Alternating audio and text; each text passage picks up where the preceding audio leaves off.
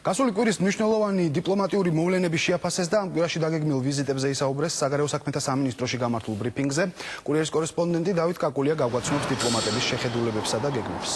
საქართველოს საგარეო უწყებამ რამდენიმე მნიშვნელოვან საკითხზე ისაუბრა, მათ შორის 7 ივლისს თბილისში დაგეგმილ ნატო-საქართველოს ერთობლივ კონფერენციაზე, რომელზეც ისაუბრებენ უსაფრთხოების საკითხებზე და 21 საუკუნეში უსაფრთხოების გამოწვევებზე. ეს ერთად შეეხება კიბერუსაფრთხოებას, ენერგოუსაფრთხოებას და საერთაშორისო ტერორიზმს.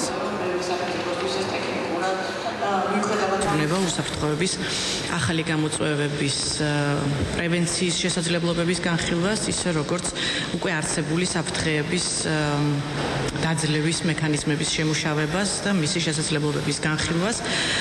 უპირველეს ყოვლისა ეს არის სწორედ 21 საუკუნისთვის დამახასიათებელი საფრთხეები, კერძოდ ტერორიზმი, კიბერუსაფრთხოება და ენერგოუსაფრთხოება, თუმცა ასევე განხილვის საგანი იქნება სხვა გლობალური საფრთხეები.